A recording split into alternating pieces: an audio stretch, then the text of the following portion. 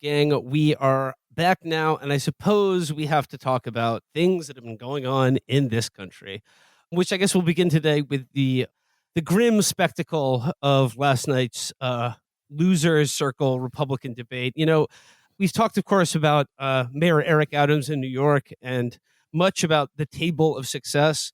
One thing is for certain, there were no winners at that table last night. It was the losers table. It was the table of shame. Gentlemen, I don't even know why newspapers or media outlets are grading who won and who lost this debate last night, because it was nothing. It was like I said, a grim spectacle with no winners. If not for one thing, I would say that going with the general trend, Vivek probably walked away the best. I mean, not as far as like best objective performance, but like Vivek has positioned himself the best. He's made a series of great choices by aligning himself as the successor for when Trump inevitably like dies or something, by staying as far away from Trump and politics in general for as long as he could. Unfortunately for Vivek, I and the rest of America found out last night he's not a weird 6'4" lanky guy. He's actually like 5'9". That may be totally disqualifying for the nomination. He's 5'9", and half of it is forehead. Yeah. Well, as someone with the exact same body type, I gotta say I found him charming and personable. No, I found him to be a repulsive little imp. I cannot imagine. I mean, it's just his outsider brand of like being like, we need to get rid of the Department of Education and stop sending money to Ukraine. I'm not a neocon, but also China, communist China is our number one adversary, and we must defend Taiwan at all costs. Oh, and also go to war with Mexico.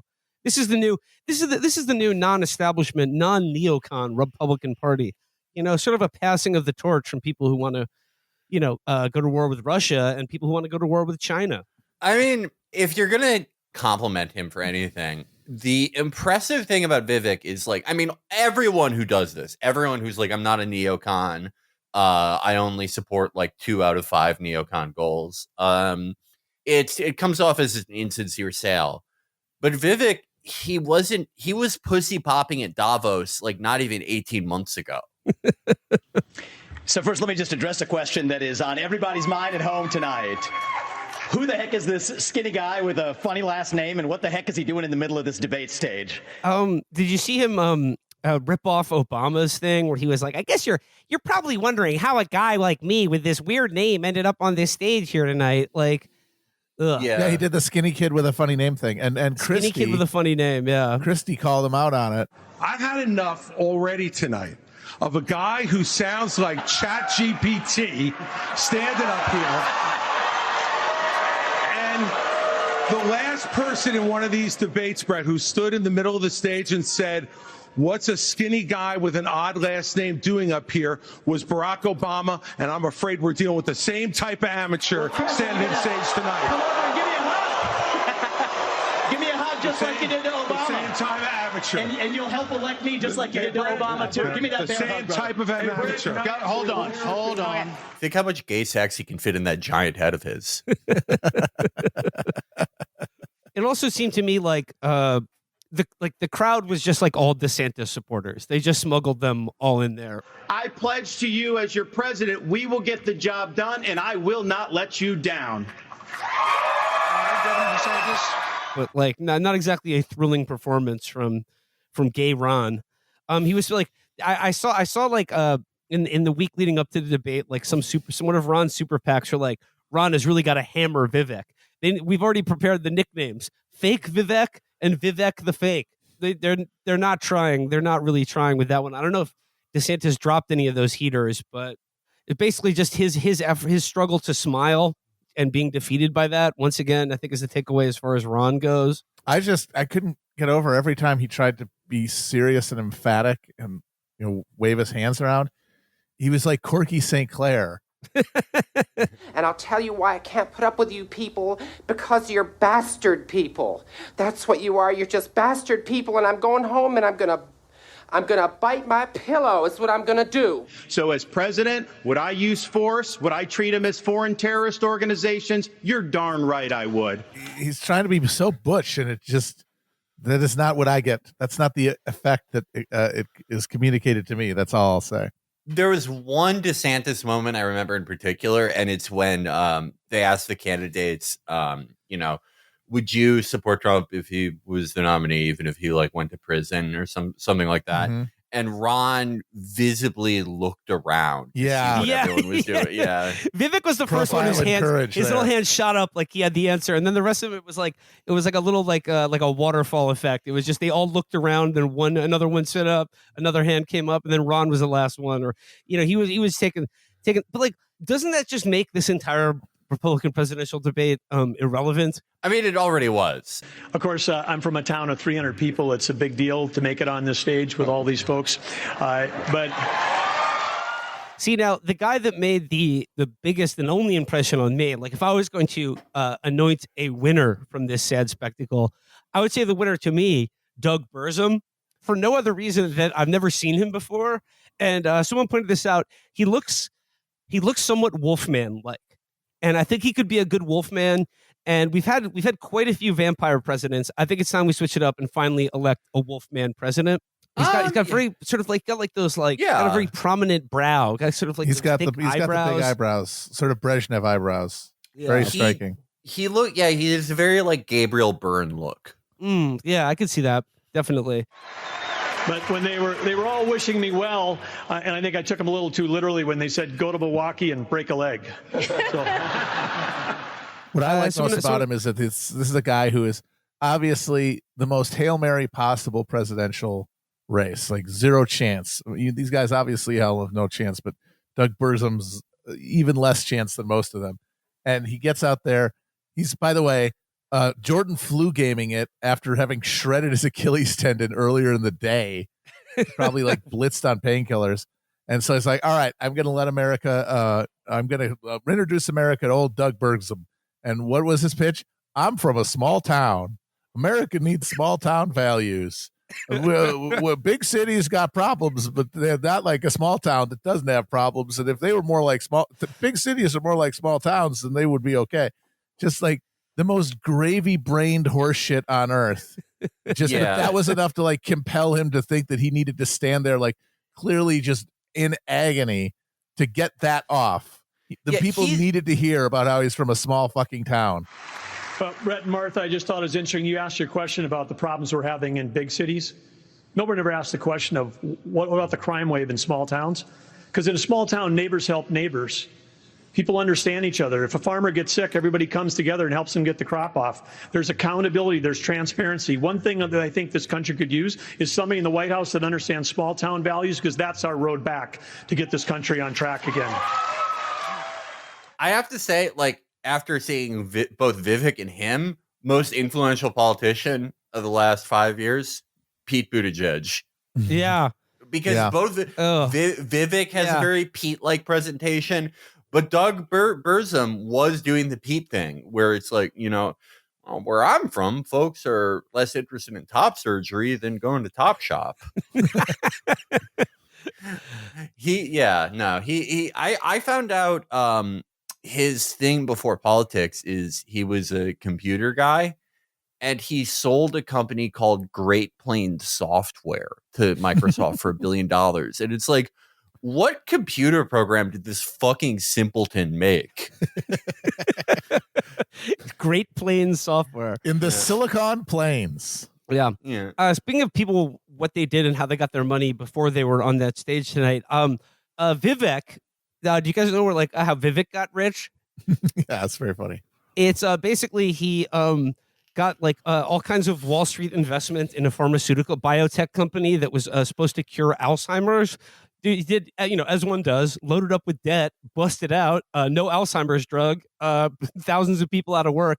Vivek, spectacularly wealthy. It's the American dream, and he's going to give everybody the chance to have that dream happen in their lives. Yeah, well, Vivek, I can tell from how he's done this, and I really don't. He definitely does not think he's going to be the nominee, much less president this cycle. Oh no, he's looking in long term for sure. Absolutely. Once again, Pete Buttigieg style.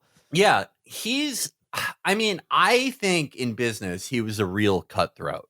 I think similarly, like with his company, he obviously never thought he was going to cure Alzheimer's. His plan the entire time was a bust out. He's the only real cutthroat out there. Ron thinks he's one, but he is not. Well, don't forget though, Ron deployed to Iraq with the Navy SEALs. He said that twice, and I was just like, "Oh, you rascally dog, you!" I learned in the military. I was assigned with U.S. Navy SEALs in Iraq that you focus on the mission above all else. I'm somebody that volunteered to serve, inspired by September 11th, and I deployed to Iraq. Alongside U.S. Navy SEAls in places like Fallujah, Ramadi.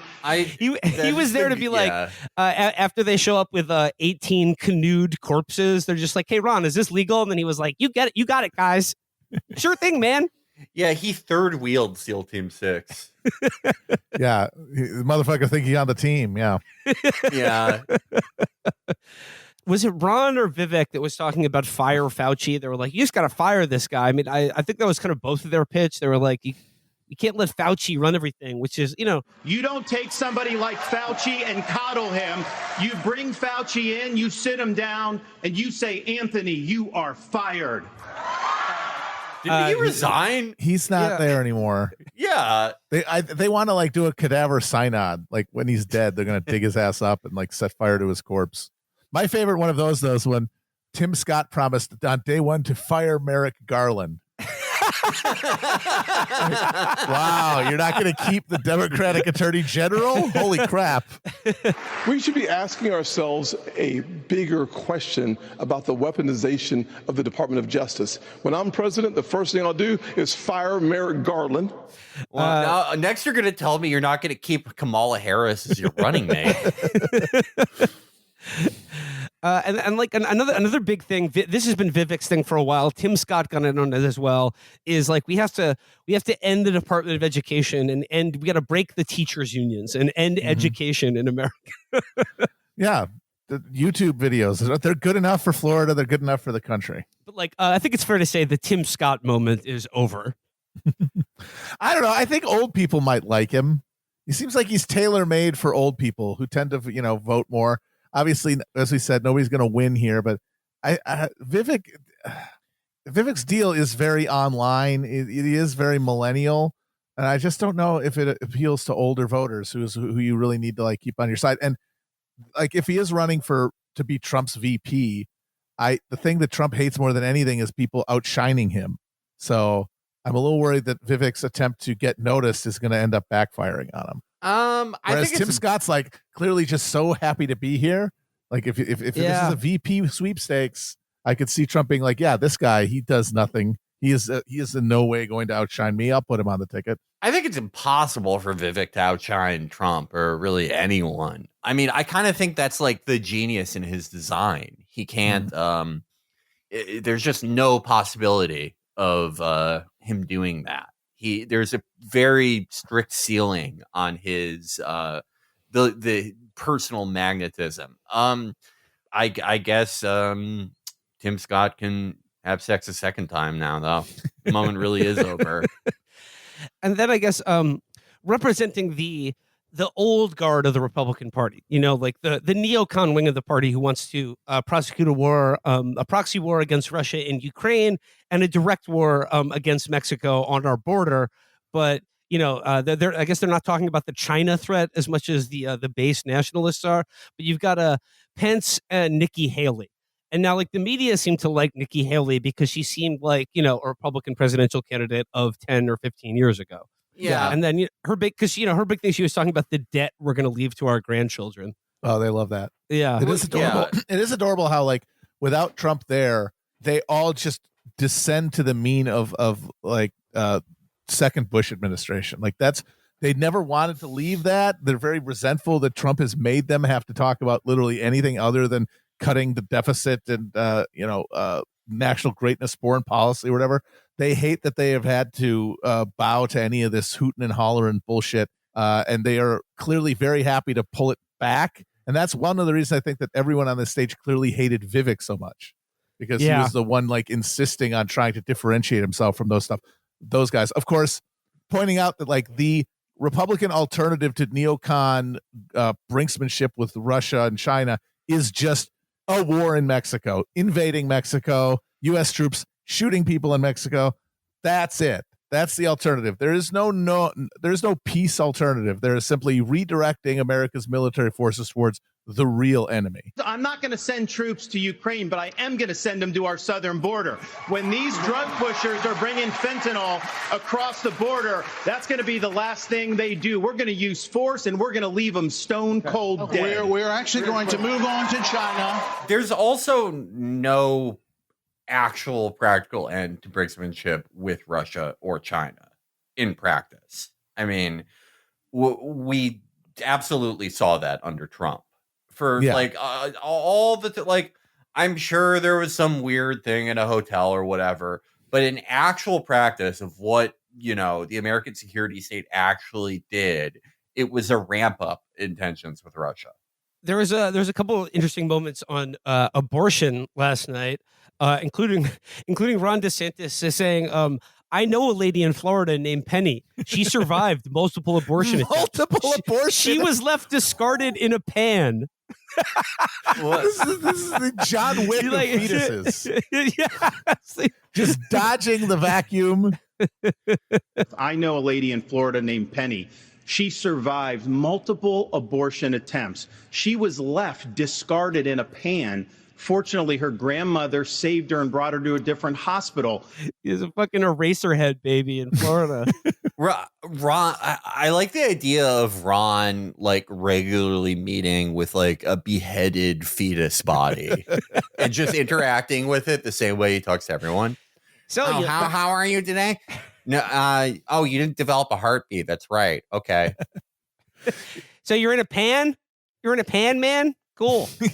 If you could defeat multiple medical professionals and your own mother while being a fetus, you should honestly be made God Emperor of the world. That is a will to power that nobody else can compare to. I would not have been able. I mean, I just know it would not have gone. It would not have gone like that if they tried to abort me. I would have just been aborted.